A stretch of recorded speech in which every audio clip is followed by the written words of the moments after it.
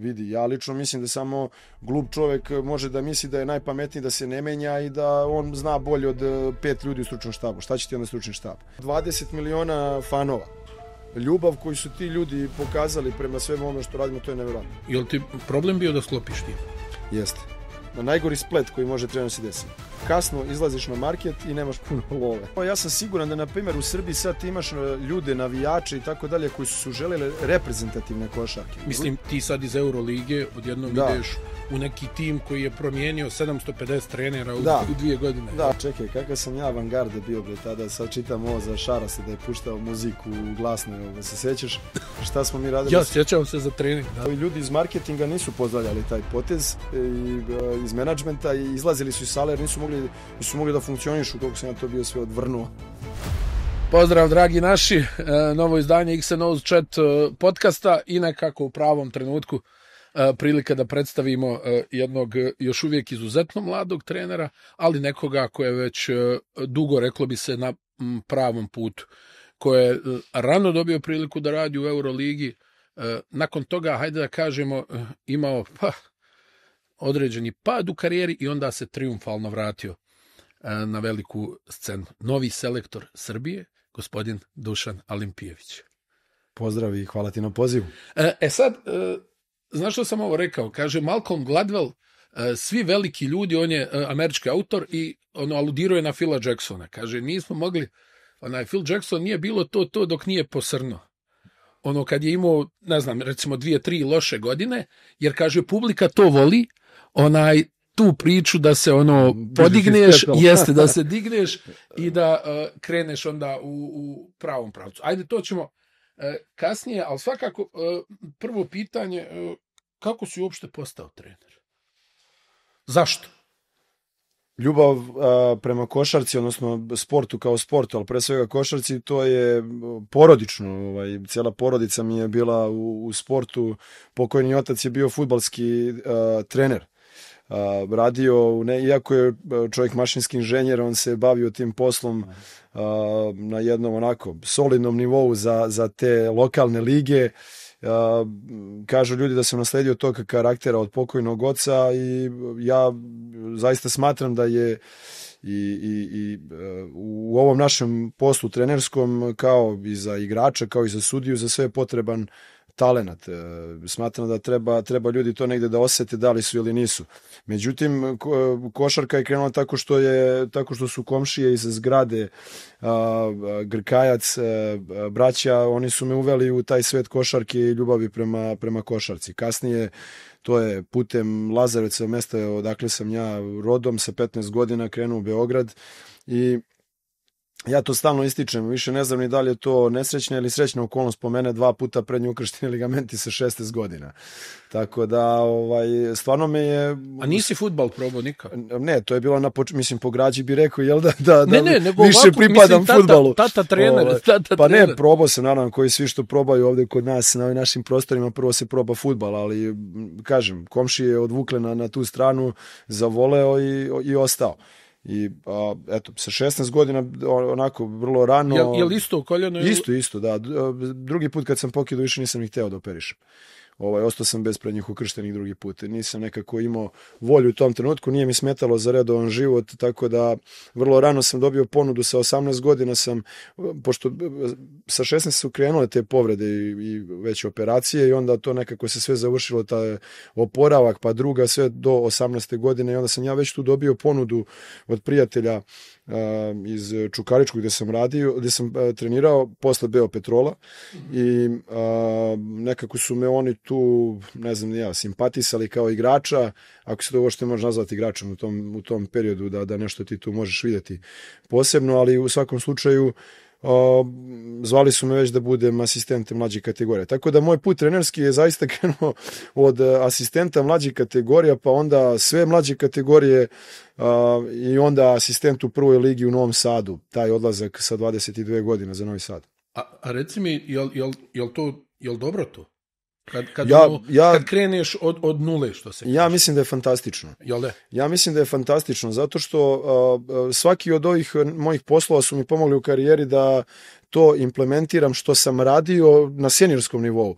Dakle, taj rad sa mlađim kategorijama itekako može danas da pomogne treneru u tom, kako danas kažu, razvoj igrača, odnosno taj development player coaches, što je danas vrlo popularna kategorija trenera i tražena. To naročito Amerikanci koji dolaze u Evropu traže da imaju taj deo tog individualnog rada i on je vrlo zastupljen kod nas u klubu i sada.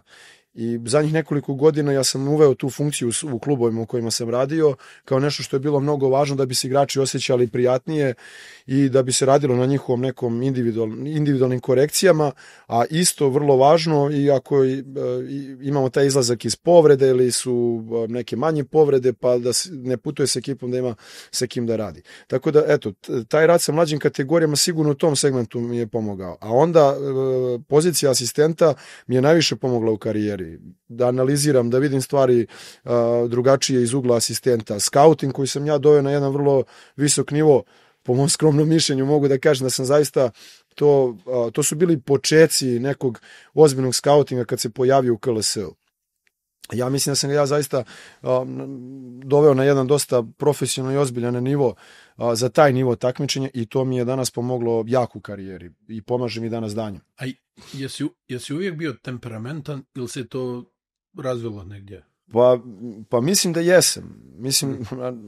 Mislim da je to tako od rođenja. Pričaju ljudi da su bili problemi u školi, pa se to tamo negdje i nastavilo. Imao sam uvijek taj višak energije. I kako to sad, reci mi, ajde, ovo je interesantno možda, kako kao mlad trener ti možeš da pridobiješ igrače? Ono kad se pomjeraš po razredima, kako sad kad dođe neko od 22 godine, jel ono kao šta ovaj sad da mi kaže ovim nekim starima, kako ta dinamika ide? Jedine, ja sam sa 22 godine bio sigurno najmlađi deo tog tima. Bilo je par možda momaka koji su, ajde da kažemo, iz juniora bili priključeni, ako pričamo o tom periodu sa 22 godine kad sam ja bio u Novom Sadu, ali veruj mi, ništa to nije bila ni neka veća razlika u Crvena zvezda sa 32 godine. I sada kad se vratim unazad, kako je to sve izgledalo, zaista imam utisak da nije tu bilo nikakvih specijalnih planiranja. Jednostavno to se dešavalo i išlo je tim nekim svojim tokom. Ja i dalje odgovorno tvrdim i to ću tvrditi da taj autoritet niti se gradi vikom, niti tim energičnim potezima na utakmici, niti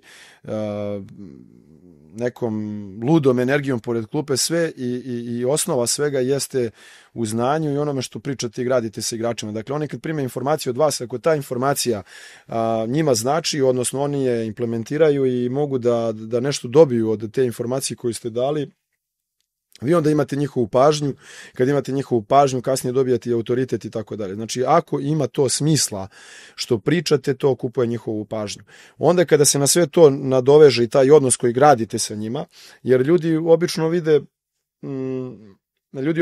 to možda nekad i neku viku ili šta znam, ali oni ne znaju, na primjer, da mi imamo izvanredan odnos van terena. Mislim, ja to svima govorim i na početku svih priprema koje imamo, da mi treneri smo servis igrača i tu nema priče. Mi postojimo tu radi njih. Nema njih, nema nas. Znači, oni su pokretač ovog našeg posla i samo ne sme da se pređe ta granica. To možemo kasnije da pričamo u kom to pravcu je otišlo, ali generalno to je suština. Dakle, balans van terena i na terenu, jer onog trenutka kad kročimo na teren, tu svi neki lagani i prijateljski odnosi treba da prestanu, tu se svodi na zaista profesionalni nivo, a ono van i pre to gradimo na jedan drugačiji način. Ja sam uvijek slušao i negdje to, ja mislim, i strašno poštujem ono što kažu, cijenim samo autoritet znanja. A da li je samo znanje dovoljno za tvoj poziv ili moraš da znaš i da komuniciraš sa tim ljudima? Ja lično mislim da je to postalo izuzetno važno, to i van znanja. Dakle, znanje, to ne pričamo bez toga. Iskreno i posvećenost u ovom ludom vremenu kada se toliko utakmica gomila, morate budete u toku, morate da budete prisutni sa informacijama. Ali zaista ta neka i životna priča i taj neki savjet koji igrači bezmalo puta dolaze da pitaju za neke druge stvari i na kraju krajeva ono što ja zaista meni se lično pokazalo kao jedna dobra stvar, a mislim da pričajući se kolegama da isto razmišljaju, oni kada vide da ste vi jedan apsolutno normalan, otvoren čovek van terena, onda i ta vika lakše pada na terenu. Tako da zaista mislim da ako oni vas životno imaju kao neki vid stabilnosti, neki vid oslonca da mogu sa vama popričaju o svemu, onda imate taj autoritet. Jer ni jedan igrač u toku sezone nema tu uzlaznu liniju bez jednog pada. I onda dok ta linija ide gore, onako svi ih tapšu po ramenu, svi su im prijatelji, roditelji, agenti, naravno prijatelji, svi ih vole, navijači, fantastično i tako dalje. Čim krene dole loše utakmice, evo, ništa drugačije u Turskoj nego i ovde kod nas. Mi smo vrlo slični po toj naravi, svi sa Balkana, tako da tu u stvari se pokazujete kad krene loše. Hidratacija koja pokreće, vitamin B6 za fokus, od sada i bez šećera. Tvoj put nije bio lak. Najblaže rečeno. Prošao si sve i svašta u mladoj karijeri. I negdje, mi smo slušali recimo o jednoj tragičnoj saobraćajnoj nesreći koja se desila, gdje si i ti pretrpio onako teške povrede i sve. I to je samo jedna od stvari koja ti se dešavala. Možeš li malo da nas provedeš kroz taj period? Pa eto, malo smo se dotakli na početku. Problem ili nije problem, sad zaista kako ga uzimate za trenere koji počinju karijere bez bilo kakve igračke reputacije, odnosno bez igračke karijere. Dakle, svaki trener koji gradi svoju trenersku karijeru bez tog backgrounda igrača koji dobija recimo malo lakši posao nego što bi dobili neki no name likovi, zaista morate da krenete od početka i morate da radite sve. I morate da radite svakakve poslove. I morate da prihvatite klubove u kojima možda ne biste nikad otišli. I možda morate da prihvatate neke ideje kao asistent od glavnog trenera koje nikad ne biste prihvatili u svom životu. Za koje mislite su totalno pogrešne. Ali ostati lojalan u tim vremenima, ostati pravi profesional, mislim da je to vrlina. Put je bio težak, ali eto, Bogu hvala, tu smo gde smo. Stvarno nikad se nisam žalio, uvek sam bio zahvalan Bogu na prilici koja mi je data i sve se dešava sa razlogom. Tako da i te neke teške stvari kroz karijeru koje sam imao, zaista nekad vam se to stavi onako na teret koji vas kasnije ojača. Nažalost, najveća tragedija, ako pričamo o zaista tim teškim stvarima, to je ta saobraćajna nesreća. To sam već pričao da je u toj saobraćajnoj nesreći trener koji je meni najveći uticaj na mene ostvario kao glavni trener, to je bilo na početku njegove karijere trenerske, a onda i mene kao asistenta, gde sam tek tada počeo da shvatam zaista taj profesionalni život i šta znači biti zaista trener. To je pokojni Nemanja Danilović. Nažalost, u toj saobraćajnoj nesreći i Grozdanić je ostao, takođe porodica njegova bez sina, on je isto preminuo, tako da to je zaista bila jedna teška tragedija, teška saobraćajna nesreća. Tu je dosta bilo ljudi isto u kombiju i onako, dosta neke traume je povučeno iz te noći. I ti u svemu tome što se dešavalo, nekako ta neka tvoja borbenost, energija, želja da ideš naprijed nije jenjavala. Pa mora tako. Mora tako. Ako hoćete da budete uspešni u svom poslu, šta god to bilo, morate tako. Nema predaje, mora da se grabi napred, ustaneš, ideš dalje.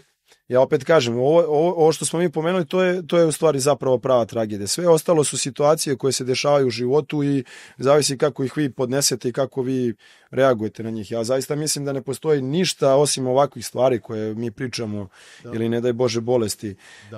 Ništa ostalo nije nerešivo i ništa ostalo nije što će proći i ništa nije ostalo da treba da nam uzima ovaj naš lepi život, da ulazimo u nekakve dugačke, loše misli i tako dalje. Ustanemo, krenemo dalje, borimo se i to je to. Ti si, jel tako, Vojvodina je bila tvoj prvi, hajmo reći, veliki angažman. Jest. Tu je Nikola Kalinić bio, jel tako, mladi? Ja sam Nikoli bio asistent. On je bio u Novom Sadu i u Vojvodini, ja sam njemu bio asistent. Ja sam posle preuzeo Vojvodinu, sa 28 godina sam ja preuzeo Vojvodinu. Vojvodina je tada bila u nekim svojim finansijskim problemima. Ja sam dobio priliku, naravno, ne verujem da bi drugačiji dobio priliku u tom trenutku, da nije bila takva situacija.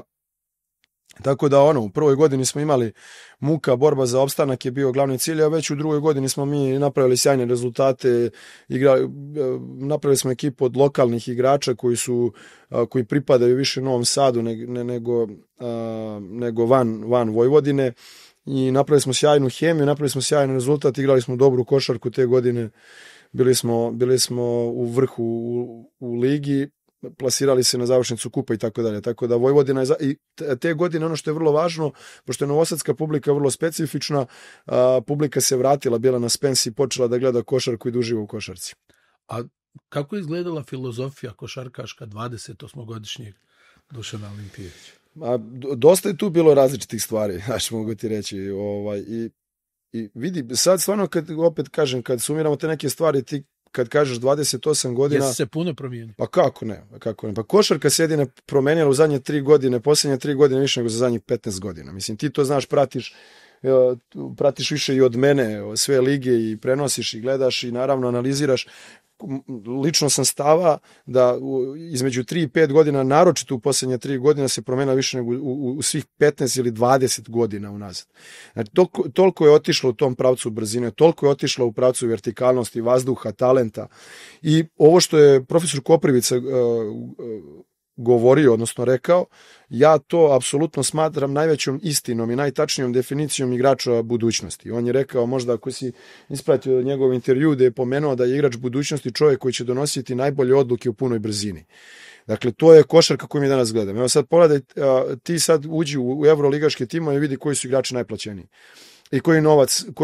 To su igrači koji obrađuju informaciju u najkraćem mogućem vremenskom periodu i donose najbolja rješenja u punoj brzini. Tačka.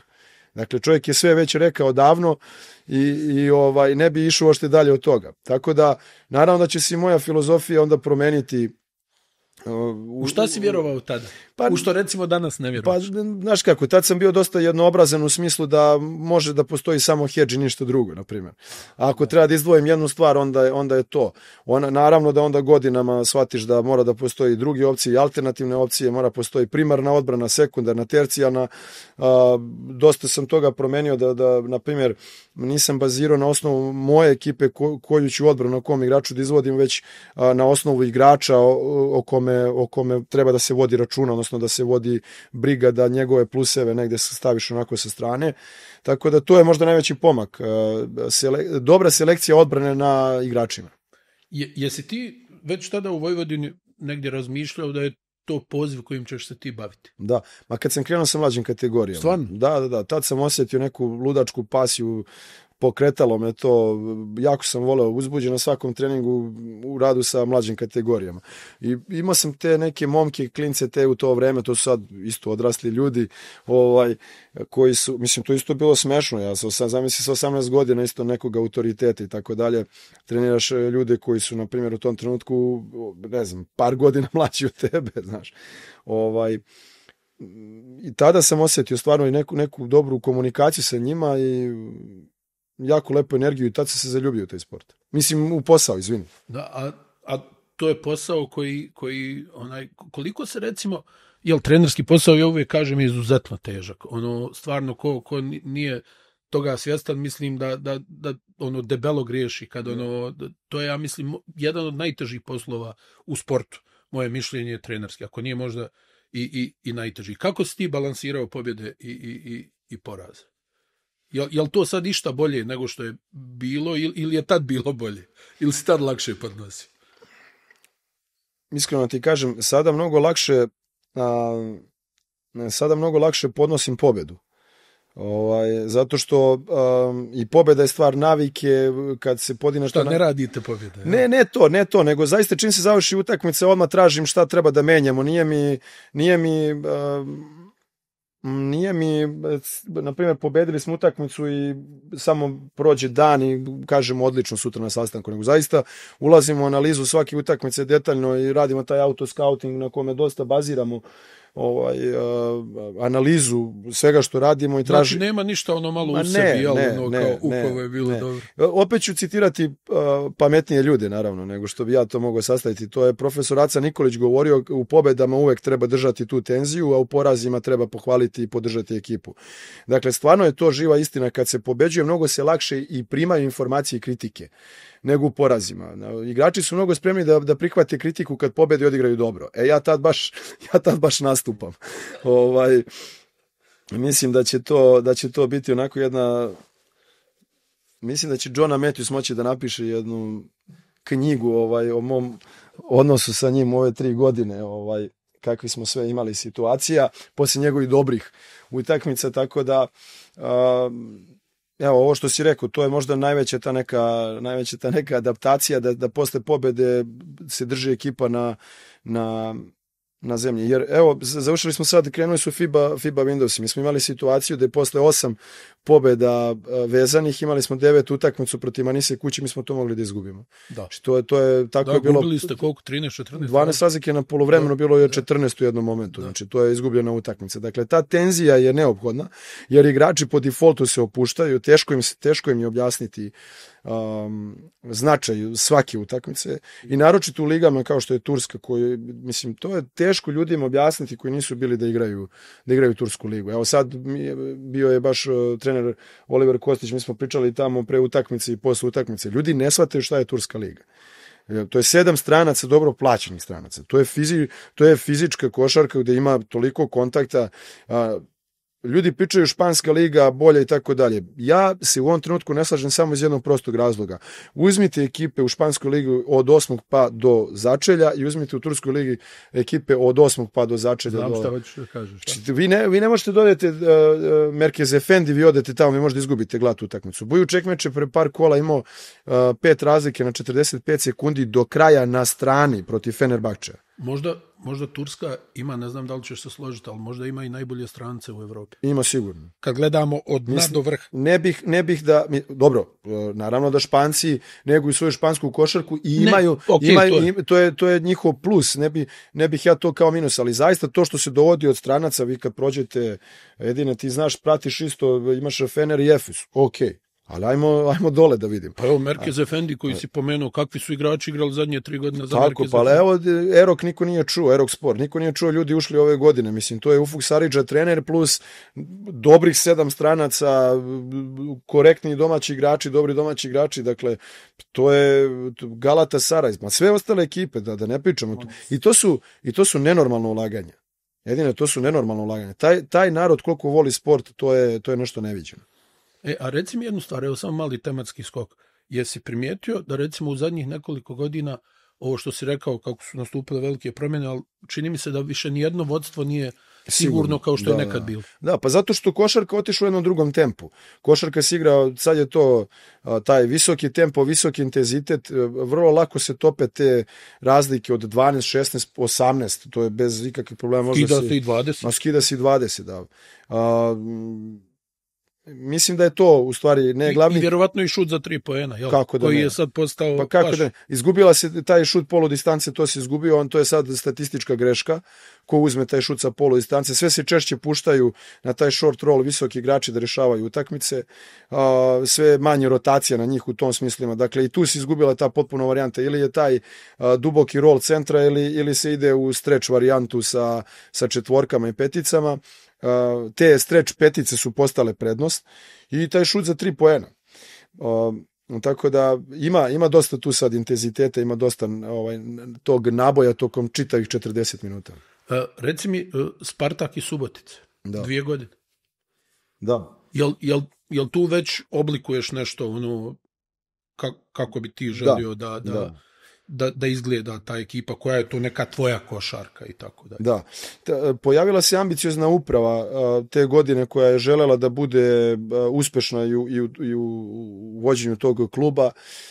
Ja sam tada završio svoju drugu sezonu sa Vojvodinom, mislio sam da nema više šta je da pružimo tu dalje, pošto se ostajalo na tom nekom sličnom ili istom nivou, i onda sam krenuo od kuće, odnosno čekajući posao. Spartak je zvao, čini mi se, posle 2 meseca i imali smo sjajne 2 godine, skoro 2 godine.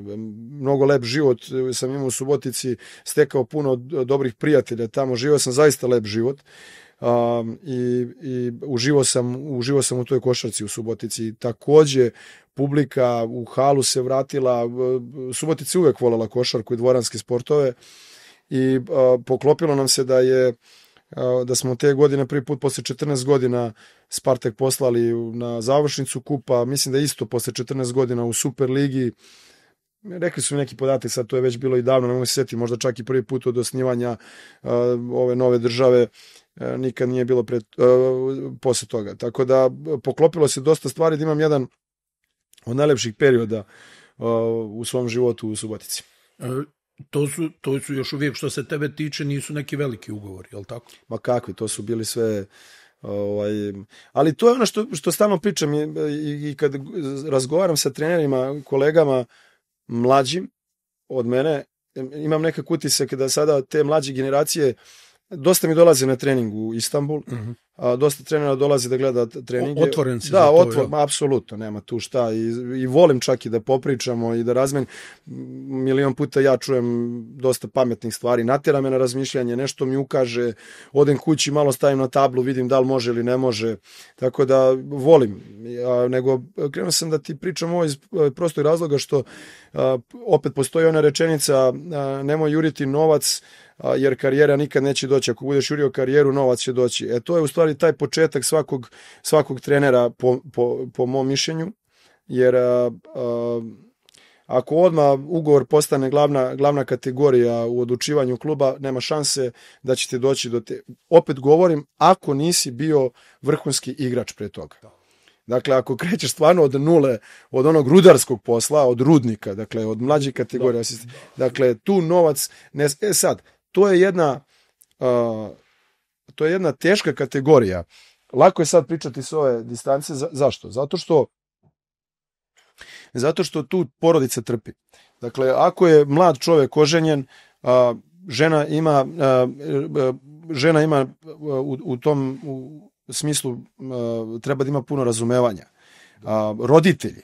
Najčešće tu postoji finansijska pomoć porodice da bi se istrpeo trenerski posao. Nažalost, ja to moram da kažem ovde, jer ja znam kako... To je jaka stvar koju sad govoriš, da. To porodice staje iza toga kompletno, da finansijski... vraćam se 3. put, ako čovjek nije bio vrhunski igrač. Dakle, tu nema nekog zarađenog novca. A uglavnom vrhunski igrači nisu veliki treneri. Pa, uglavnom. Vidi, to si ti rekao, ja nisam rekao. Šaras je pokazao kao jedini nešto drugačije. Kažem uglavnom. Da, ne, on stvarno, to su stvarno izuzeci, moram da kažem. Zato što, ajde, da ne širim sad dalje temu, ali... Nema veze, slobodno. Ne, ali opet je to potpuno drugačiji vid posvećenosti. Ti kao igrač nemaš tu naviku da ti kad završiš utakmicu, da nije gotovo, to je radno vreme. Ti ideš, moj prijatelj, u kući da gledaš tu utakmicu ili sediš sa svojim stručnim štabom u kancelariji da završiš svoju analizu. Zašto? Zato što sutra ujutru, kad se pojaviš u kancelariji, ti imaš prvo imaš svoju analizu utakmice, pa onda nastavljaš sa skautingom protivnika. Znači ti već sutra na jutarnjem sastanku ti moraš njima da daš. Ti moraš da njima podeliš informacije. A te informacije dolaze same od sebe. Moraš da ih ti uradiš. Ti kao igrač tu nemaš naviku. Ti završiš utakmicu, veliko fizičko pražnjanje, tako je, tuš, kafica, vrtiš vino i neki dobar bif, kako se zove, i tu se priča završava. Trener budala nije me pustio, šta sam, imao sam blok, uglavnom te priče. Onda se to okrene, znaš. Znaš, to sam teo ti ispričam kad smo to trener budala, Nemanja Danilović koga smo pomenuli, Ivica Mavrenski pokojni takođe, njega zove Nemanja u tom trenutku igrač Radničkog iz Novog Sada. I zove ga Ivica je trener u Vojvodini. Zove ga je Ivica u klubske prostore i kaže, dođi, imam neku ideju. Naravno, to traje već sad. Mislim, postoji ta ideja duže, ali zove ga da dođe, da se dogovore, da uzme da bude asistent njemu u Vojvodini. I on onako sa rancem, bukvalno sa treninga, sa treninga Radničkog, dolazi u prostorije Vojvodine, seda i ovi ugovor, daje odmah, potpiši, vraćaju se i sad idu preko onog platoa na Spensu, idu, Nemanja i dalje sa ovim, sa ovom opremom, sa treninga i sad da izvineš na izrazu, kaže Nemanja, Ivice, bre, jesu bre ovi igrači govno, bre. Znaš, mislim, to je naravno rekao kao šalo, ono čovjek završio, znači taj dan kad rešio kreće kao asistent, to je dobra mu je, to je ta dobra fora. Nego... Ovo što si pričao za te male ugovore na početku, kako mora čitava porodica da te istrpi, da bi mogli da funkcionišete, jel? Pa to je...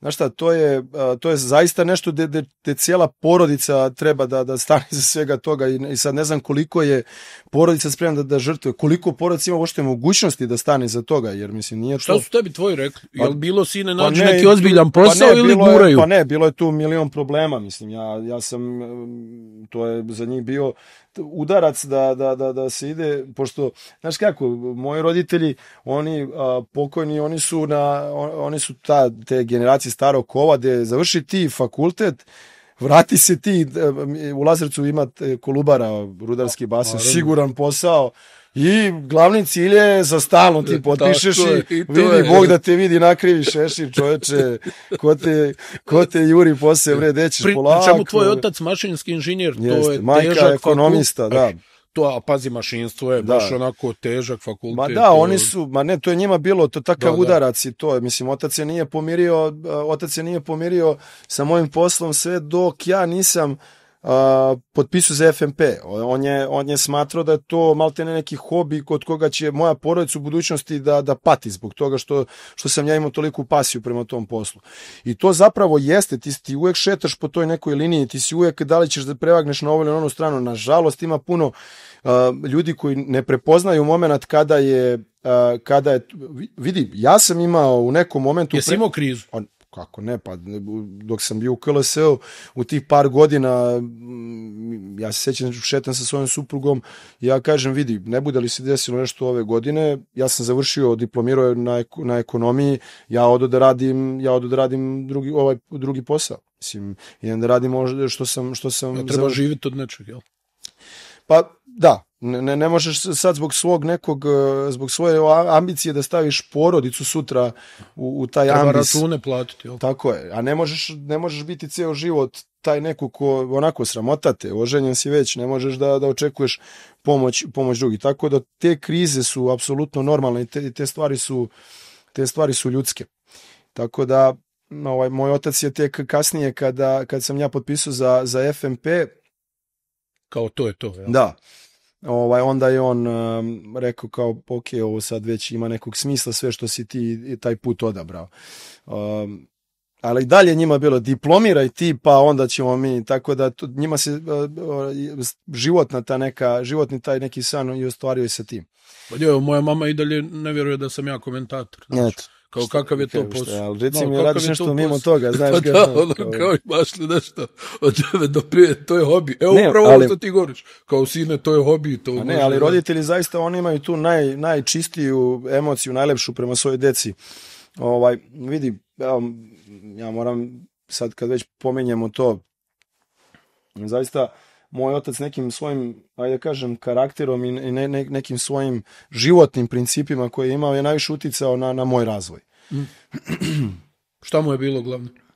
Pa on je stvarno bio disciplina na prvom mestu i bio je, mislim, bar tako ljudi govore, da je bio čovjek od reči. Ako ti nešto kaže, obeća, stvarno će uraditi sve da se to završi ako je u njegovoj moći. I bio je zaista onako, imao je nevjerovatnu radnu etiku, nebitno da li mi pričamo o nekim seoskim poslovima i rodemo na selo, na našu vikendicu, to je čovjek koji zaista i tu je pokazivao primjer kako treba.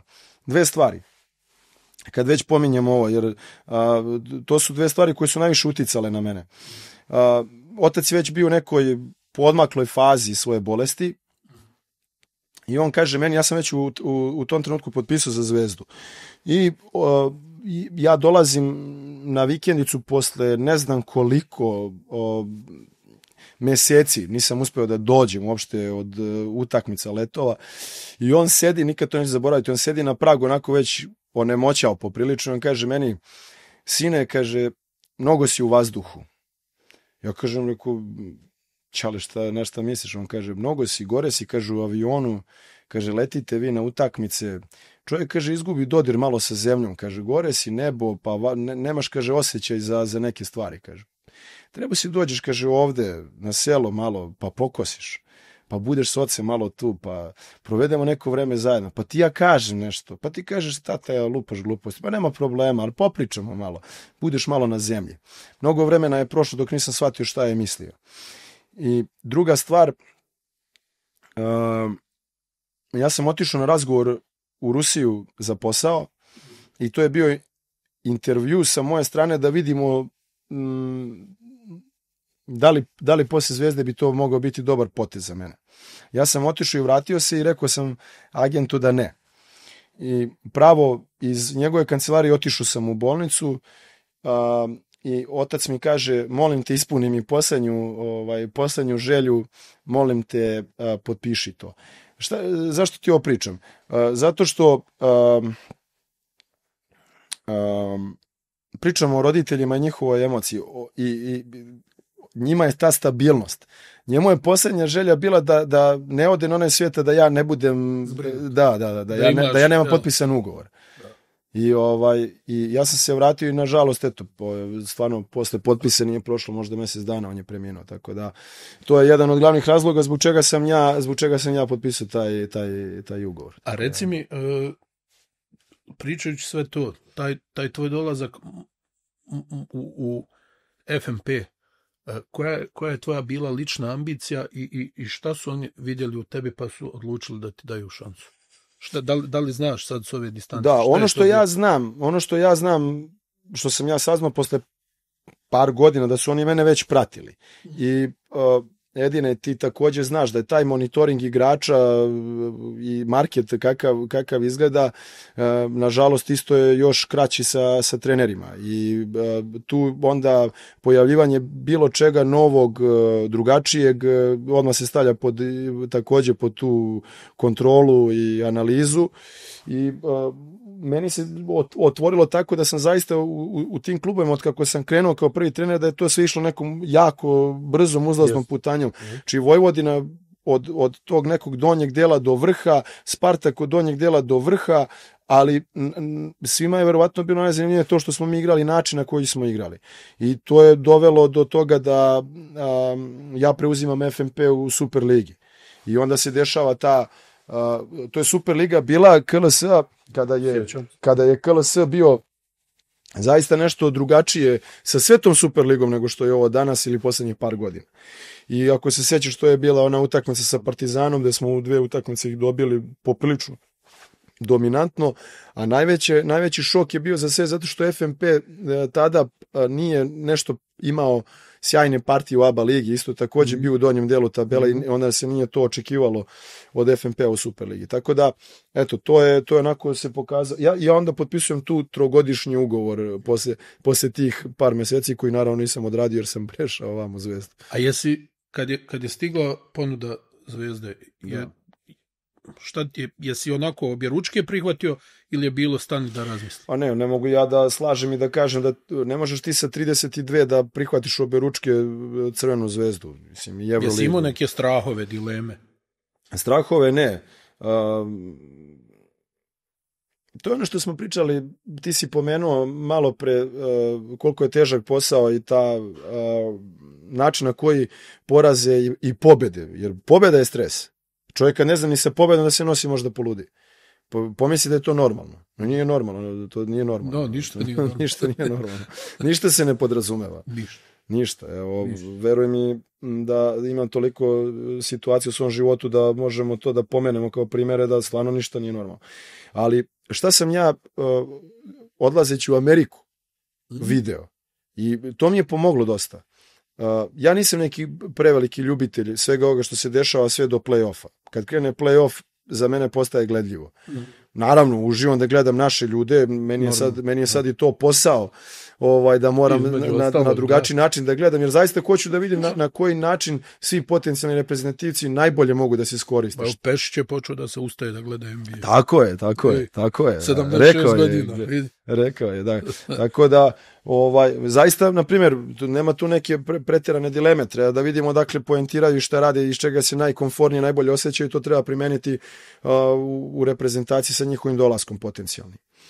Međutim, šta sam ja tamo vidio, meni se to svidelo od svega najviše. Način na koji se drži stručni štab tamo. Trening je, na primjer, počinjao taj prvi, ja ću samo dati onako primjer, mislim da je on bio po rasporedu 11. Ja sam došao tamo kao vrlo vredan čovek, u 9, kao da ih sve iznenadim, kao da vidim. Ja došao u 9, oni svi tamo već. Voze bajseve, doručkovali, ispričali se svi već, znaš. Ja došao u 9, osjećao se kao da ti ne kažem šta ko poslednje, znaš. A ja kao u 9 došao da ih iznenadim. Ja sutradan, daj ranije. I onda provalim da su tu ljudi već od 7 ujutru. Oni odrade svoj trening. Meni se to jako svidelo. Oni su odradili svi svoj trening, doručkovali su zajedno, oni su izdelili poslove, dobro, tu je, naravno, uslovi su lakši jer je tu kuhinja u okviru facilitija, oni su izdelili svoje poslove i trener kad krene, to se u minute zna svako šta radi. Mislim, ja nisam ljubitelj tih egzaktnih minuta, sekundi, treba raditi, naravno, posjeći, oslušnuti, naravno, danas kondicioni treneri su izuzetno važni u tom segmentu, stopiranja i kontrole loadinga, tako je, prekini, ja. Što se nikad ne dešava. Ne, dešao se, ne. Pa ne znam, sad se dešava. Ja sa svojim kondicionim trenerom stvarno imam taj odnos, nema tu šta. Kad kaže dosta? Ne, ja tu apsolutno, moj kondicioni trener ima autoritet u tome, ja se u to ne mešam. Ko što i moji asistenti, prijatelji moji, oni imaju svoj autoritet sa igračima i to se od prvog dana tako predstavlja da komunikacija njih ili kondicioni trener i mene se apsolutno svodi na jedan isti nivo, jer mi smo svi kao jedno i mi smo svi tu radi njih i radi najboljeg mogućeg posla. Uvažiš mišljenje, uvažiš. Apsolutno. Vidi, ja lično mislim da samo glup čovek može da misli da je najpametniji, da se ne menja i da on zna bolje od 5 ljudi u stručnom štabu. Šta će ti onda stručni štab? Dakle, to smo odavno rekli mi između sebe. Onog trenutka kada počnemo svi isto da razmišljamo i da klimamo glavom jedno drugom, vreme da se razilazimo. Vrlo jednostavno. Prvo, doći će problem, nećemo imati rješenje. Zašto? Zato što isto mislimo. I drugo, nećemo predvideti problem. A to je suština našeg posla trenerskog, da predvidiš taj problem. Onda kad problem dođe, da nađeš najbolje moguće rješenje kako da ga rešiš. Eto, dragi, zato je trenerski posao. Da. Nikad ne možeš da se opustiš, uvijek je neka dramaturgija. Tako je. Možda bi moglo umisliš, moraš da umisliš problem. Ako nemaš problem, umisli ga, stvori ga. Reci mi, i šta si ti vidio?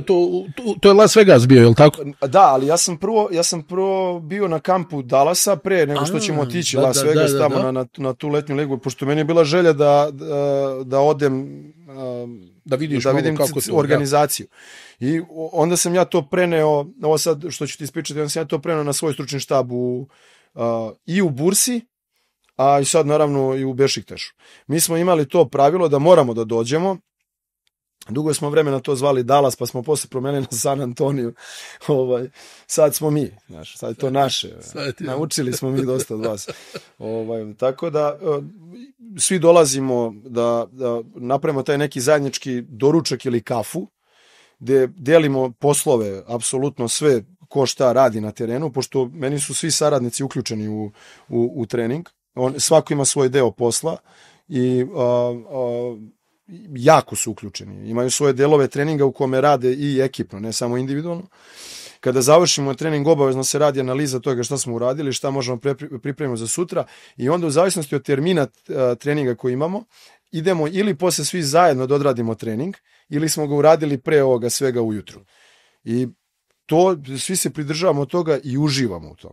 Znači, to je neko vreme koje... To je ono što se kaže šamponiranje glave. Tako je. Šta ti misliš, šta ovaj misli. Da. Pitam, uđe na jednu, izađe na drugo, ne interesuje. Šalim se, ali zaista radimo tako da se osjećamo lepo na poslu. I meni je odlazak na posao, u kancelariju, Pa meni nema ništa lepše od te naše kafe, doručka zajedničkog, razmjene mišljenja, priče o tome šta smo gledali juče, jer tu se vrlo svi gledaju sve. Znači, tu su Euroliga, Eurocup, Champions League, sve gledamo i to u toku noći pišemo jedan drugom. Ako uhvatimo da neko vara, znaš, mislim na gledanju. Gledao si samo box score, nisi gledao play by play išao, znaš, sram te bilo. A reci mi, ova epizoda tvoja u Zvezdi, ti dolaziš, naravno, bilo je dosta skeptika. Sa razlogom. Pa dobro, ali znaš kakvi smo mi, jel? To je uvijek normalno. Šta sad ovo? Ono... Ja bi mene da vidim sa 32, ja bi isto sumnjao mene. Pa očigledno da si imao određenu vjeru, čim si prihvatio taj posao. Šta ti je bila najveća dilema? Sve što sam radio u svom životu, svaka odluka koju sam doneo, da sa 15 odem iz rodnog grada, da sa 22 napustim Beograd i da odem za Novi Sad. Mislim, to je isto odluka da ti rešiš, čovječe, ti si u centru zbivanja i svega. Ceo život mi svi pričali, ako želiš nešto da uradiš, ti moraš da budeš na sceni u Beogradu. Ja sa 22 odlučim da idem za Novi Sad. Tako je bilo isto i ovo. I svaki klub koji sam odlazio, tako je bilo ovo. Instinkt koji, onako prvi taj osjećaj neki.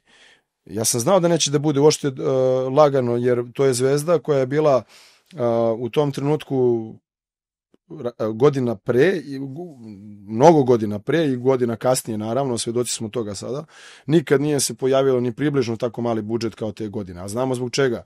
Revizorska kuća Euroligi je ušla, morala se sredi finansije i tako dalje. I ta sezona je izuzetno važna bila za sve ovo što je sada Zvezda. Tako da bilo je dosta tu izazova.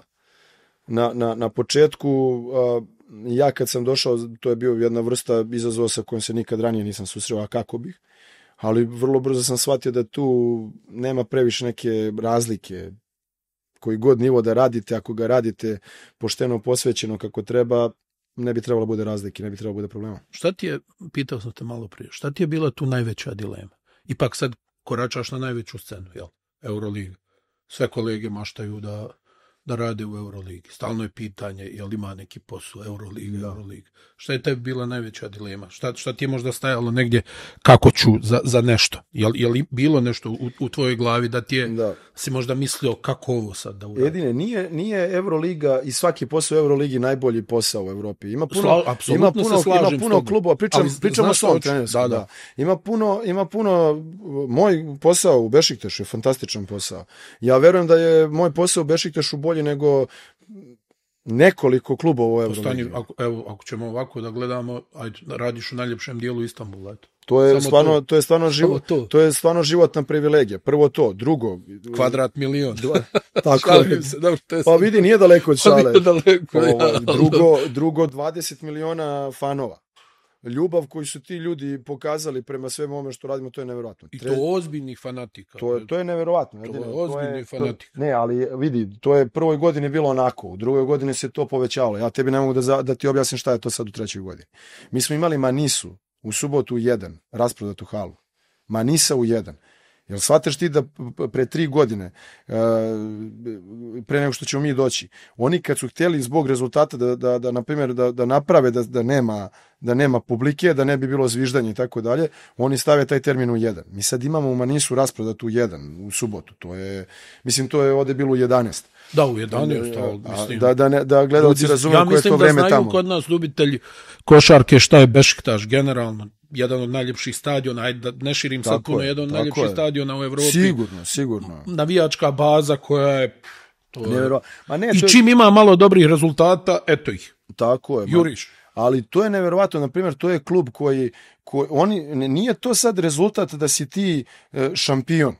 Ne, oni su svesni, na primjer, da je Fenerbahče, ne znam, 10 puta veći budžetom, da je Efes 10 više. Oni su toga svesni. Oni su svesni koji budžet ima. Ali oni, ako tebe vide da ti radiš svoj posao, da se ti boriš, ne odustaješ, da se bacaš za loptu, da tvoja ekipa igra, da ima identitet, da je to tvoja neka lična karta, to je nevjerojatno koja je to podrška. Ja tebi ne mogu da objasnim koliko utakmica se desio neki neki težak poraz, ne mogu da dođem sebi. Još ih ti držiš u dvorani uvijek 2,5 sata, znači dobiju vrijednost vidi, karte. To je, Vidi, Bešikta, vidi dam kompletnu predstavu dam. Dosta se šalju na slobodna bacanja. Gde ćeš, gde žuriš? Popi piće, zavali se, uživaj. Reci mi, jesi li se plašio da nećeš imati autoritet, na primjer, u Zvezdi?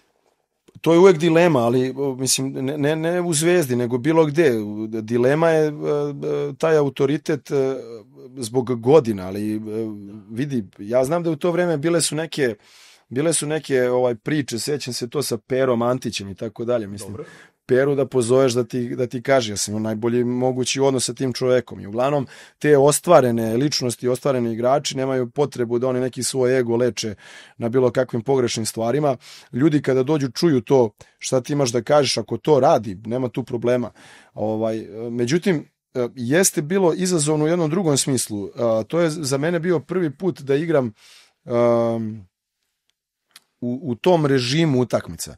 Vi dolazite iz onog sporog ritma, jedna utakmica nedeljno, u pakleni ritam 2 ili ovaj double week i tako dalje, plus prvenstva.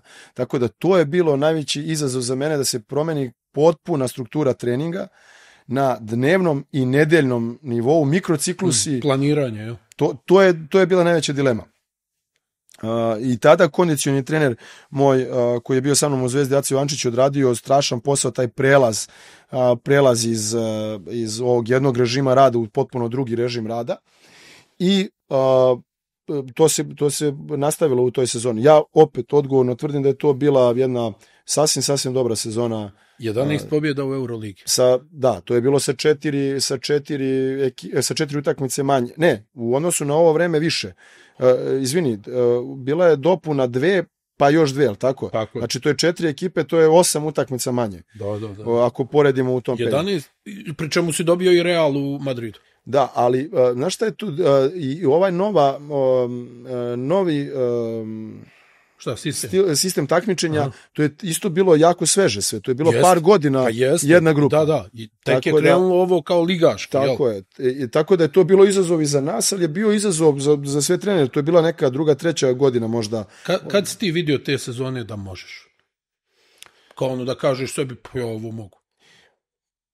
Je bila jedna utakmica prva utakmica u Pioniru Barcelona. Nama Barcelona dolazi iz neke nenormalne serije sa, ne znam, 3-4 vezane pobede po 30 razlike. To su neki brojevi 100 i nešto, ne znam i tako dalje. Ja se sjećam, mi otvaramo te godine Žalgiris na strani, Ročest ima šut za pobedu. Na strani, Žalgiris, koga smo kasnije dobili, to je sa Jasikevičiusem Žalgiris, koji odlazi na Final Four. Te godine smo imali 2 ekipe na Final Fouru, Žalgiris, koga smo dobili jednu, prilično lako u Pioniru, a Ročest imao šut za pobedu tamo. Imali smo Real Madrid te godine na Final Fouru, da smo jednu dobili, a drugu su pobedili tako što je Dončić ubacio trojku u posljednjoj sekundi. Tako da prva utakmica Žalgiris tamo, što smo pričali, onda Barcelona kući. I to je bio onako poprilično dobra košarka se igrala. Dobro se košarka igrala i tu smo vidjeli da možemo. Jel ti problem bio da sklopiš tim? Jeste. Zato što sam ja kasno dogovorio sebe u Zvezdi. Samim tim izlazite kasno na market. Ograničene okolnosti finansijske. To je na najgori splet koji može trener se desi. Kasno izlaziš na market i nemaš puno love. Nemaš puno para. Ne može gora kombinacija. Tako da, znači 5. ruka, realno. Pa da. Mislim, tu se onda stvarno bira da pokupiš što manje minusa. Ali vidi, često se desi da i u tim nekim kasnim izlaženjima na market pokupiš nešto što je možda nekog igrača koji je ispustio cenu, ušao u nervozu, nije potpisao dobar ugovor koji je očekivao, pa neće da kreće od kuće, hoće da potpiše.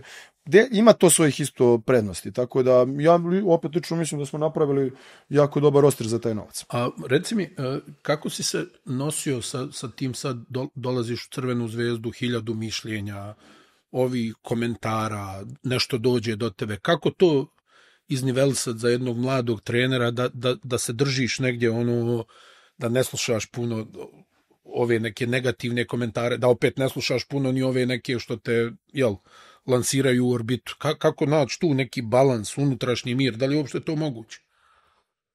Ja lično mislim da jeste. Mhm. Jedine, verovao ti meni ili ne, ajde, smatram sebe mladim čovekom. Naročito u to vreme. Mene te socijalne mreže, mene to ne zanima. Ja sam imao stvarno tu prednost da sam nekako već u tim godinama bio taj, kako se kod nas kaže, star mali. Mene to stvarno nije zanimalo, gubljenje vremena. To je u tom trenutku, ne znam da sam išta imao, i to kad sam potpisao za Zvezdu sam odmah ugasio, čini mi se tad u to vreme postoje taj Facebook, jel da? Ne znam da li to neko danas koristi. Ja sam tu ugasio čim sam potpisao. Komentari, priče drugih ljudi, to me nije zanimalo. Najviše što mi je smetalo što zaista mi imamo tu mi smo takođe vrlo strastven narod, pre svega vezano za sport. Mi volimo sport, to je nama u krvi, mi smo po tome prepoznati svuda i cene nas zbog toga. I mi se dosta razumemo. To nije ona čuvena, razumem se u dosta stvari, a najbolje u sve. Kod nas ljudi su obrazovani. Da. Sportski. Da. Ne ulazimo u fudbal ne znam, ali košarkaški, to ljudi su izuzetno obrazovani. I gledaju. I vidi, nije to kao u drugim nekim zemljama gde on dođe, razvali 2 hot doga, popi one 3 velike krigle piva i odgleda utakmicu i to mu je izlaz. Nije to kod nas. Kod nas nije to izduvavanje ventila. Kod nas je stvarno to problem zato što ljudi koji dođu da gledaju utakmicu, njima je to izlaz iz svega. I on voli tu košarku, on gleda tu košarku, njemu teško to pada ako se neko ne bori ili ako neko ne gine na terenu, a on je, mislim, uslovno rečeno ne gine. Ili donosi ono što ti kažeš, loše odluke. Tako je, donosi loše odluke koje su onako vrlo vidljive. Tako da, vidi, meni je smetalo samo u tom periodu što kod nas ovde u Srbiji nema apsolutno nikakve privatnosti. I nema to veze da li si ti javna ličnost ili nisi javna ličnost. Ti po definiciji trebaš da budeš dostupan naravno svakome tu, da ljudi mogu da ti kažu. Ja zaista ne mislim da trebamo, ne znam, trudim se da zaista ne bude te gordosti i trudim se da svakome, koliko god to bude teško, da pokušam da odgovorim i na pitanja i na slikanje i na sve to. Međutim, meni je problem bio što je svako teo da mi da njegovo mišljenje čak i u kafiću gde sednem da popijem kafu. Milion puta neko onako samo po ramenu stavi, a u to vreme je bilo, a zašto Davidovac, na primjer, pa krene. Ja sam se u jednom trenutku, majke mi, ja sam prilazio ovako zidu u kafiću, sedem, samo što čovjek me priča sa strane, jako ludak kad gledam u zid. I on samo, eto je ruka, video je. Samo da ti nešto kaže. A ne, ali da pita on, znaš. To je, a onda da ti ja kažem. Tako, to mi je smetalo. To je, na primjer, prednost u Turskoj, postoji velika jezička barijera, ljudi slabi sa engleskim, oni dođu, samo pokažu poštovanje. To je... Ne pita koga si izmijenio, uveo. Možda bi oni pitao, znaš. Možda bi oni pitao, ali ne može da sastavi to. Sorry, only English. Kad se završila ta sezona, jedan moj prijatelj iz Sarajeva mi, ono što zvao me pričamo, ti si nešto u stvari, ti si prije kraja te sezone otišao s klupe Crvene zvezde i on mi govori, on te ne poznaje. Kaže, potrošiš ovog Olimpijevića, a mislim da je dobar trener. Ja onako, dobro. Ne mislim ja da je dobar trener, ali njemu. A pazi, koji čovjek te ne poznaje, znači nije nego ti u tom trenutku, znaš, ti razmišljaš, ne mislim ja da je dobar. Pa ne, nego ne znam šta da kažem, onako situacija. Sad, tu se, što kažu, svako zlo za neko dobro, ali tu se možda dešava i ključni preokret u tvojoj karijeri. Edine, ne mislim ja da je mene Zvezda potrošila. Pa ne, to su njegove riječi. Ne, znam, nego to je bilo dosta ljudi koji su tada rekli kao izgubili smo. Sve se, ovo što sam rekao već, hoću ponovno, sve se u životu dešava sa razlogom.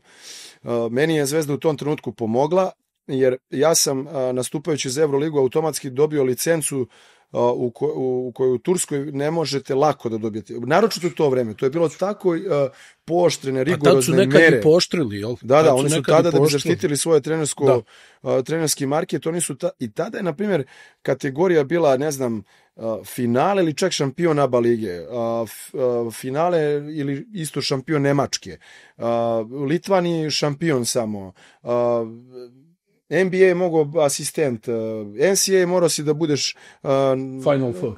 Tako nešto, da. Španija isto mogao si, na primjer, možda tamo polufinale. Ali bila je licenca Euroliga head coach može. Znači Eurocup ne može. Morao si da budeš Euroliga.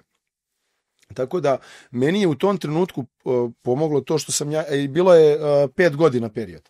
Znači, ako si u zadnjih 5 godina vodio Euroligu, licenca važi. Tako da sam ja u tom trenutku kad sam dobio tu priliku i posao, ja sam tada imao licencu. Što je vrlo važno da u pravom trenutku imaš licencu. Tako da sve se dešava sa razlogom, to je jedno novo iskustvo. Neke stvari bi drugačije, naravno, i ja, pretpostavljam i oni, ali na kraju krajeva, eto, kako se vrati i dođem opet tamo gde nam je to Bog zapisao. Točno. Kome je suđen.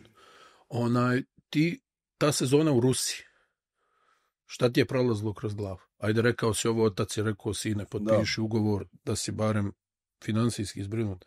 A šta ti je prolazilo kroz glavu tu u Rusiji?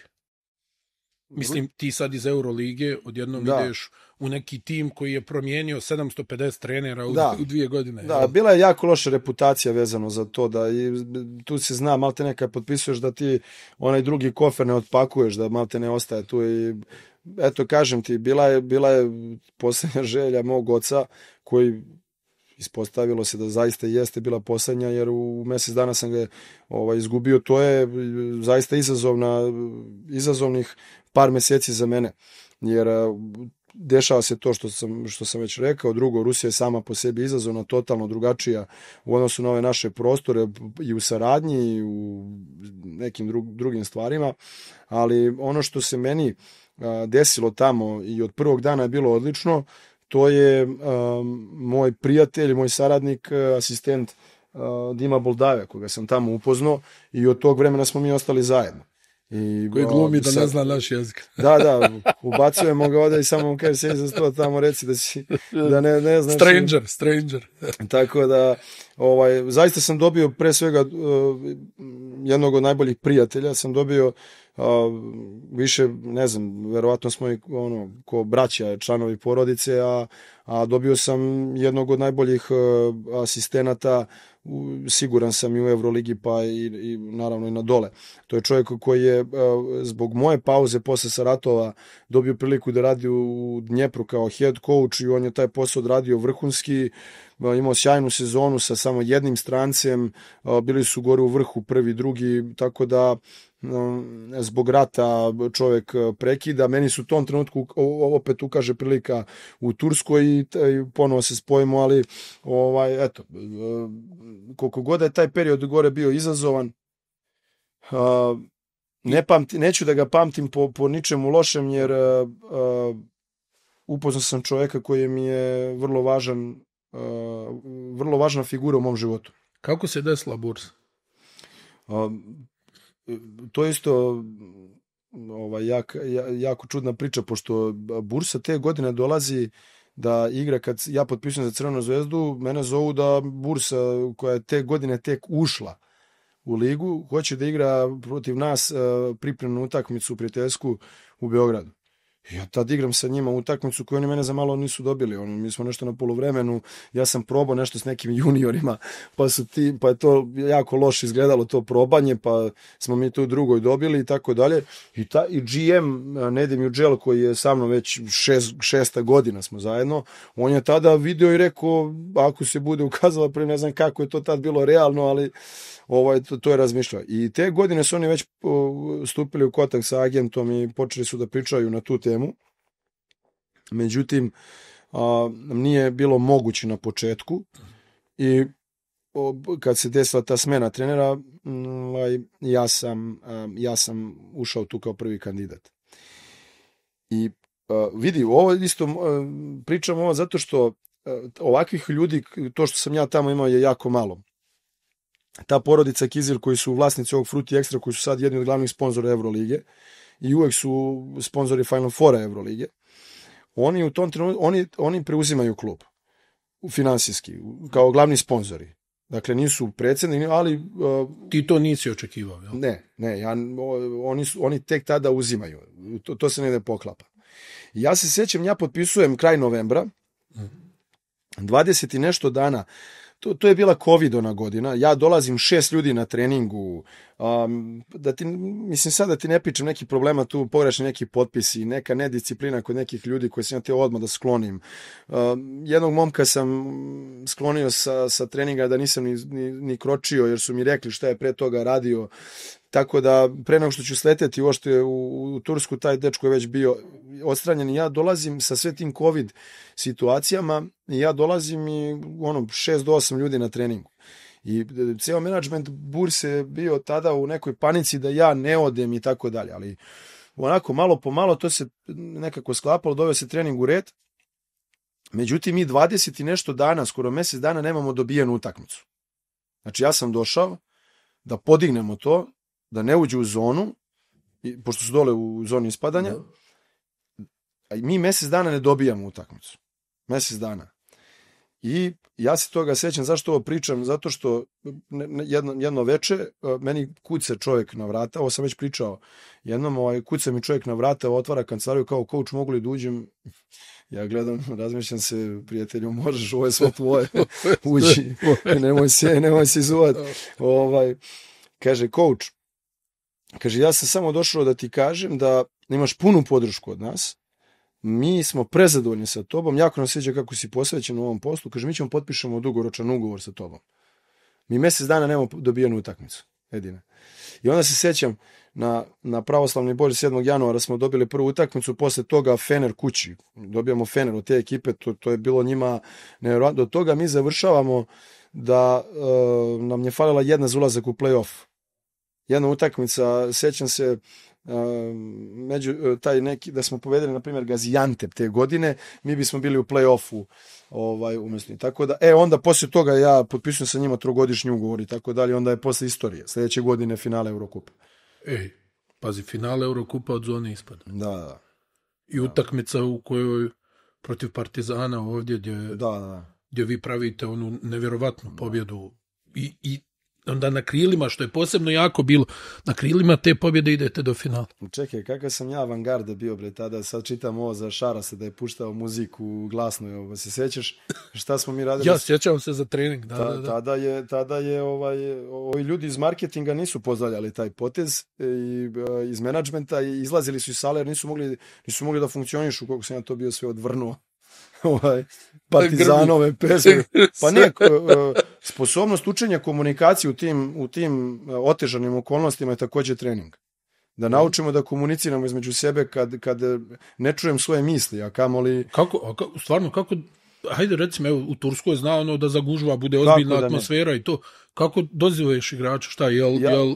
Da, ja malo pedantnije to radim samo s ustima, ne moram da razmišljam da li sam opro pre toga ruke, kako se zove, tako da je to zviždanje, žale se sudije poprilično na mene, kažu da im smetam obavljanje njihovog posla, jer poprilično originalno skidam to.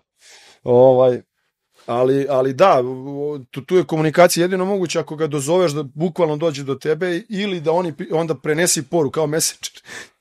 Idi reci njima kad odete na drugu polovinu i kada napadnemo tamo, sjetite se mene šta sam vam rekao, budite mi zbogom, ne okrećite se na ovu moju stranu, ali to je stvarno otežana komunikacija i to se isto vežba i zato meni mnogo drago da sada imamo dosta već tih rasprodatih utakmica, velikih dvorana, napetih atmosfera, jer to sve negdje ostaje u memoriji, onda kad bude došao taj play-off, ko nije imao to, pre toga njemu postane teret. Ja verujem da je sada, ne znam, Partizanu i Zvezdi, evo pričamo u našoj zemlji, to je sada za njih jedna normalna situacija, da je svaka utakmica dvorana krcata, prepuna, raspodata. To opet vraćamo se na tu situaciju, to nije normalno. Znači, to je dug jedan rad iza toga, ne znam, lojalnost, podrška, poverenje, vera i tako dalje, sve to što rade. Dakle, nije to slučajno, nije to preko noći, ali ko to ima, to je blago. Reci mi, jesi u periodu, recimo, ovo nakon Zvezde, pa do burse, jesi išao da se usavršavaš? Ne? Si išao da gledaš neke treninge, Ma da kako pratiš? ne, ma kako ne, pa to sam pričao već više puta, ja čim sam završio sa Zvezdom, zvao sam Željka da dođem da gledam njegove treninge u Fenerbahču i to nije bilo ono da sam ja ostao dan, dva, tri, nego sam ja ostao celu sedmicu. Sam pokupio ceo taj, to mi je bila neka želja, uhvatio sam neke 2 utakmice pa da vidim tu pripremu. To mi je dosta pomoglo, to sam već rekao više 1000 puta sam već to izgovorio, da tih 7 dana kod njega na treningu, u kancelariji, u restoranu sa njim, to su klinike koje ne možete da nađete, to je sasvim nešto drugo. Mimo toga, naravno, klinike su vrlo značajne. Ti si bio i predavač na ovoj beogradskoj? Da. U posljednje vreme imam dosta tih nekih velikih klinika kao predavač i to me onako posebno raduje zato što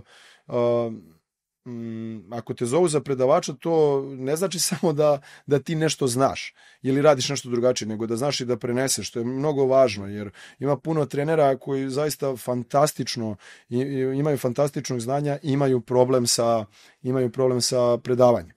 Tako da... Pa evo, sad je 30 godina od smrti Slobodana Pive Ivkovića, koji je osnovao udruženje trenera, jel? Tako je. Na ovim prostorima.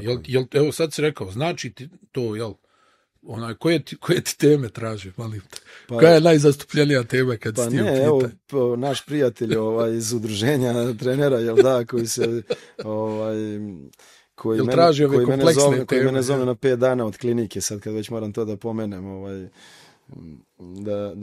da se javimo. Ne, dobio sam poziv zaista posle nagrade trener godine u Evrokupu i ja sam tada već prvo i svima njima se zahvalio u udruženju našem košarkaških trenera Srbije, da je za mene to najveća čast koju sam dobio, jer sam tu sedeo kao predavač, nikad sebe nisam mogao da zamislim da ću jednog dana kročiti na teren da ja predajem, slušajući sva ta velika imena i učeći od njih.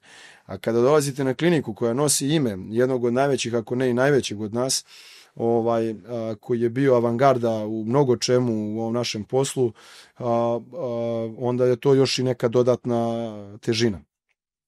Tako da teme koje su zastupljene uglavnom vole da pričamo o tim nekim modernim tokovima košarke. Smatram, ako sam mlad, da sam modern, da ne nosim belu čarapu na crnu cipelu, tako da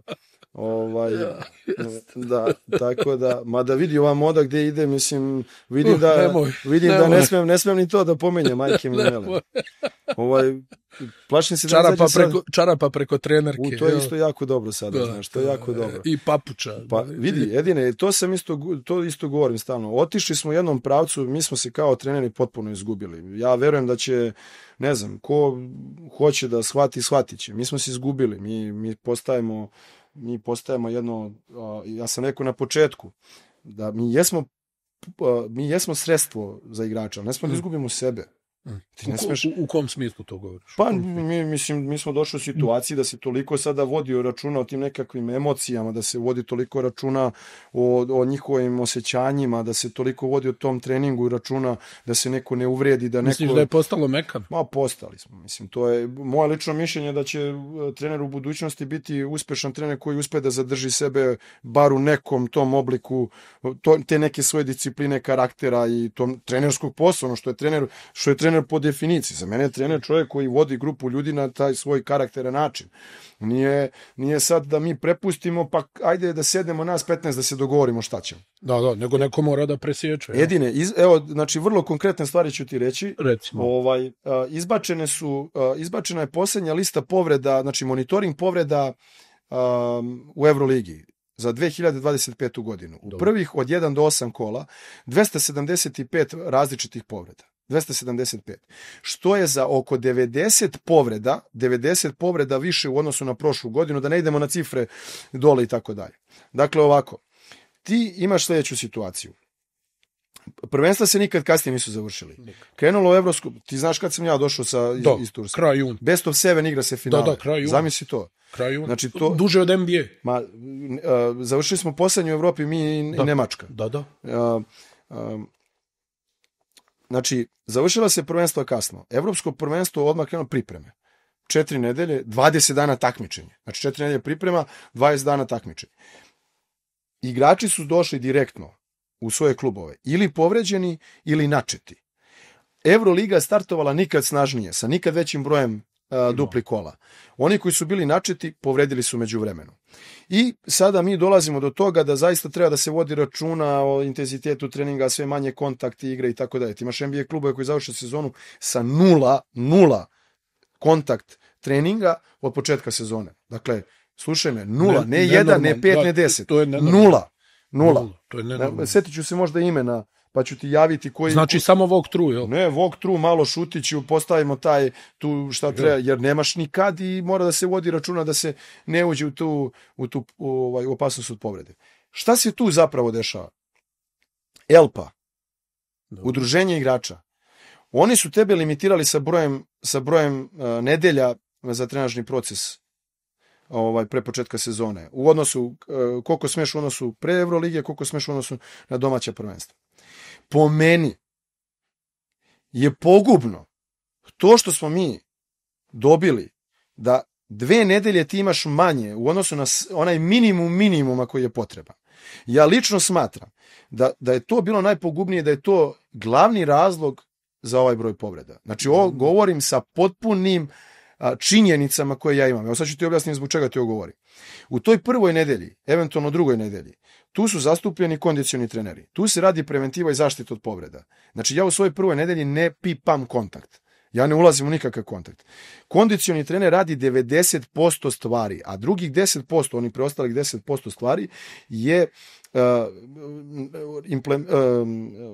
uvođenje u principe koji mogu da se sklope sa njegovim kondicionim delom. Naprimjer, ako on hoće da radi ta neka kočenja, ti radiš u tom trenutku neki close out, princip ne daš sredinu ili na koju stranu guraš, ako se radi u njegovom delu kočenja, ti ga samo priključiš na taj njegov deo. Dakle, kontakte ne pipam.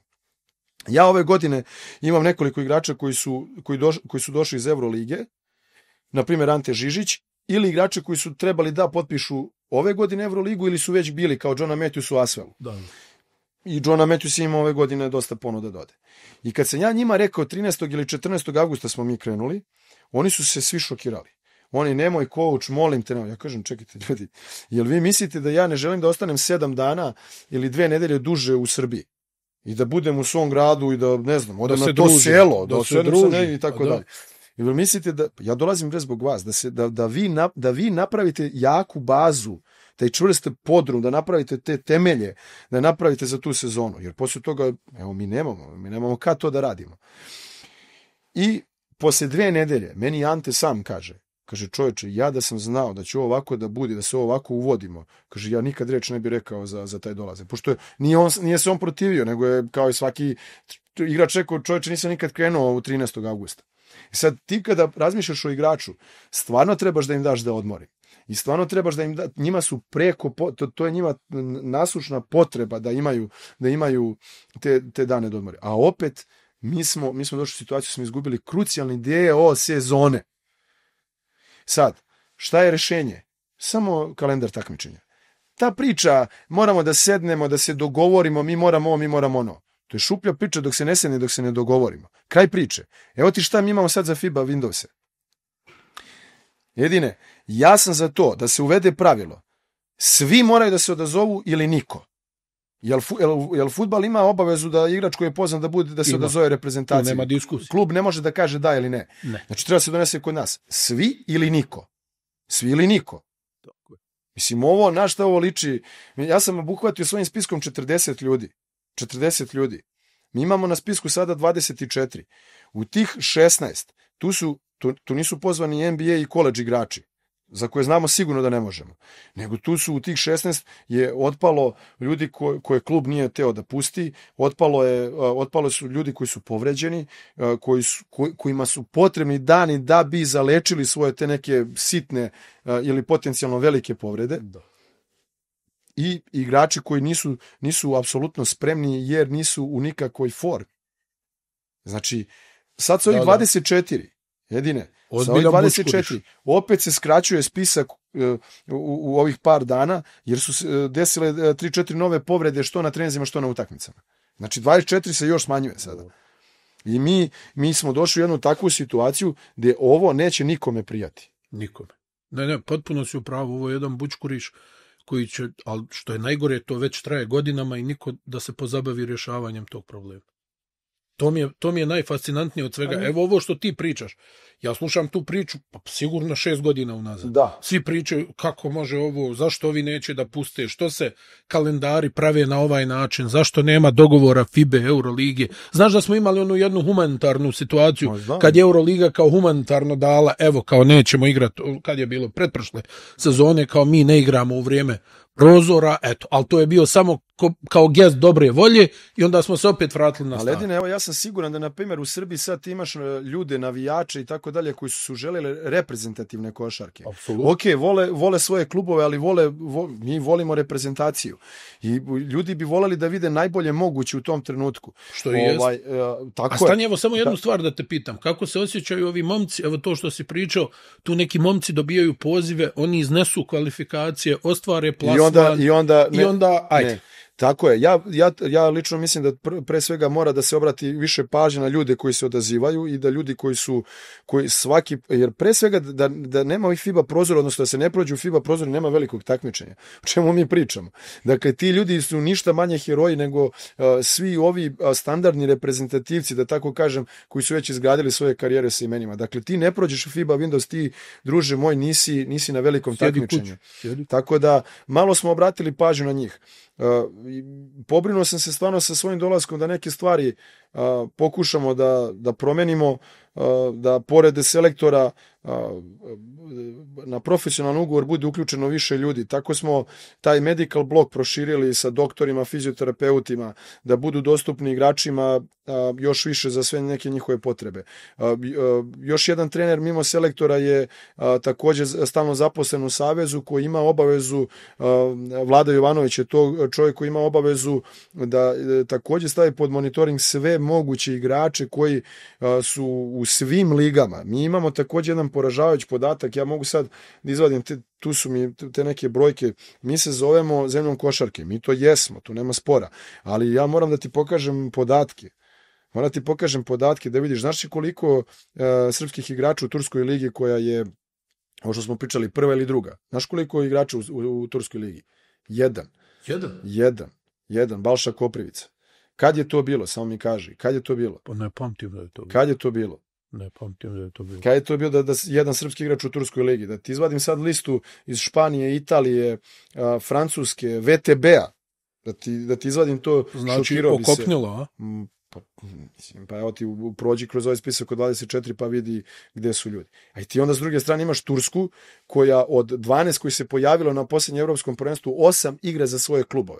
Nije to, mi ne pričamo o tome liga ili, mi pričamo o tome da tu je nestvarna infrastruktura, da su nestvarna ulaganja, da taj čovjek ne mora da ide, da njega može da plati njegov klub. Pa evo sad Abdi Pekči, jel? Kako ga sad zovu? Košarkaški razvojni centar. Pa to da uđeš isto da vidiš kako to izgleda i šta je. Meni su slali neki prijatelji snimke, ja gledam ruku. Pa ne, ulaganja su neminovna ako hoćete rezultate na dalje staze. Mislim, tu nema priče, to mora da se uradi. Mi imamo tu, polako gubimo bitku i mora da se uradi, da se naprave neke promene. Mi smo stavili također na spisak negde oko 70. Znači 70 ljudi koji su otišli, dece koji su otišli na college ili high school. Znači 70 ljudi imamo pokriveno u Americi. Dakle, definitivno to je, znači, još jedan smer koji nam uzima ovu decu i mi moramo da imamo šta ćemo da radimo. I to za ozbiljan novac. Preozbiljan novac. Kakva će adaptacija biti te dece po povratku sa koledža? To je moje pitanje. Gde je bio tamo jedan od mislim, ti znaš koliko je koledž košarka, ti živiš kao rock zvezda u Americi kad si na koledžu, košarka. Novac nenormalan je stigao. Nenormalan. Drugo, to su najbolji mogući uslovi, gde najbolji organizovan klub u Evropi nema te uslove kao što ima koledž. Sportski sektor Oklahoma ima veći budžet od Real Madrida. Ne bismo dalje trošili reči, sve smo rekli. Šta dalje da pričam? I on sad dođe iz tog koledža, ne može tamo NBA, i on se treba se vratiti u Evropu za, ne znam, 5 puta manje novac. Ma, mislim da i više. Mislim da i više nego 5 puta. Šta je ko dobio? Pa ja sam imao problem sa Bešiktašom. Meni prošla sezona, početak sezone me je koštao mesta u Evrokupu. Na kraju u ovom play-offu. Zato što meni je dete reklo, momak mi je rekao da, na primjer, na 3 nedelje pre početka priprema da je on potpisao za... Creighton, jel? Izvini? Jel, za Creighton, jel? Ne. SMU. A SMU. Ne, ti pričaš sad o Keren Conanu. Da. Ja, pre 2 godine meni je otišao Samet i Toglu. Da. Znaš. Da, i Toglu. Čuveni projekat. Da. Pa da, ali to je čovjek na primjer koji je iz 12, nije loše biro, iz 12 ili 14 minuta igrao u proseku i on je posle toga otišao na koledž. A on je bio planiran... Jesi vidio facility SMU? Ma kako nisam, bio sam. Jači od Dallas Mavericks. Bio sam na SMU. Jači od Dallas Mavericks. A to je nemoguće. To je, pa znaš da je Nemanja Jovanović Jogi, on je pre toga, on je prvo bio na SMU, pa Larry Brown, došao. Da. Pa sam baš bio da posjetim isto da vidim organizaciju i sve i tako dalje. Da. Dođe neki donator i grune 50 miliona, evo vam kaj napravite. Edine, slušaj, ja dobio poziv od ovih mojih iz kluba da ja razgovaram sa momkom i da mi pričamo hoće ili neće, da ostaje, šta će, kako će to da bude, da vidimo, da popričamo. Prvo, ja znam novac koji je dobio, to je stvarno nešto što ne može da se približi Bešiktaš. Ja kažem, ljudi, ne treba mi da sprečavamo čoveka da zaradi. To je ono što kažu lifetime, životni novac. To je, uzmeš taj novac i rešio si. To je prva godina neoporezivano, direktno im leže na račun i tako dalje. Jedine, ja zovnu mene oni posljednji put i kaže, aj molim samo, kaže, odeš još jednom do njega po razgovoru. Ja ga zovem, najavim se kući, rekao, ajde još jednom. Dođe u poklon. Ja upakovo, znaš. Ne, kaže, aj dođeš ti, i rekao, mogu samo dođem da porazgovaram sa tobom još jednom. Kaže, da, coach, izvoli, ja ulazim u stan. A ono na stolu, ja kako kročim, samo što sam se izuo, ja ulazim i na stolu knjiga, tvrd povez, katalog Rolex satovi. Ja samo uzeo telefon, odmah izašao na tresu, samo kažem, gotovo. Ne može, mislim, dečko bira već je ušao je, znaš, lista. Mora čekat 2 mjeseca, 3 mjeseca. Tako da,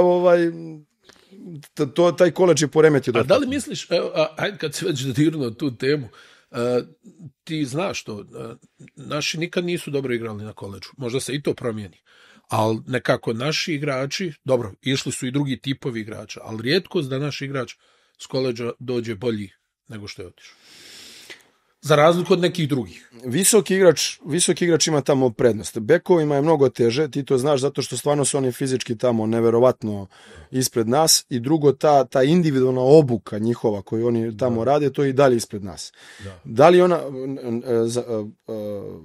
Najveća razlika je što su naši mladi igrači već taktički obučeni da igraju seniorsku košarku. Ti ljudi tamo igraju i dalje individualnu košarku. Tako da imaš, to je dvosmerna ulica.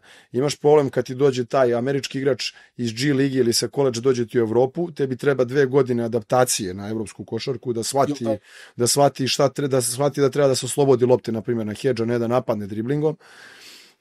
A sa druge strane imaš naše igrače koji imaju problem jer nisu na tom nivou tehnički i telom još uvek, ali su intelektom, taktički obučeni ispred. Jedna stvar koja me također interesuje, kakva je danas tvoja ta filozofija, evo Bešiktaš, tu si, gledam kako si birao, sad ovo kad kažeš hedge ne oslobađa se lopte, gledam kako si birao iskusni Amerikanci, sad u Bešiktašu to je nekako grupa koja ostaje, već ste dugo zajedno, sad ste još i ojačali sastav. Kakva je tvoja sada filozofija? Šta su neki osnovni postulati tvoje filozofije? Šta ne dopuštaš? Uvek karakter i ponašanje ispred talenta. Naravno da mi pričamo o 2025. kad su svi skoro pa talentovani, imaju svoje prednosti velike u ovoj današnjoj košarci u toj 1-na-1 igri da iskreiraju neke poene bez akcija. To je naravno uvek plus i uvek dobro, ali karakter i stav uvek ispred ovog talenta. Ne sme se to mnogo razlikovati, ne sme taj karakter i stav da bude toliko ispred, a da bude totalno netalentovan igrač. Ali kažem opet, kada pričamo o nekom nivou, kada stvarno su dobro plaćeni ljudi u 2025. to znači da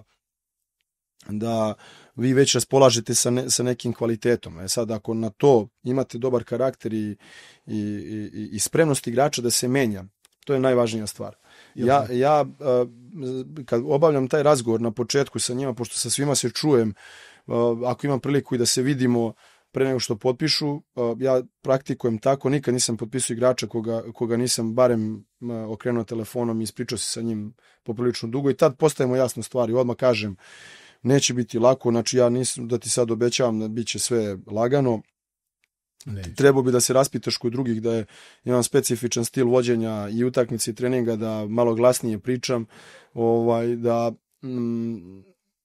poštujemo, imamo disciplinu igranja, poštujemo trening, profesionalan pristup i danas u ovo novo vreme to je vrlo teško održivo, ali ako nađete tu grupu ljudi gde to u toj selekciji imate, onda je to dobitna kombinacija.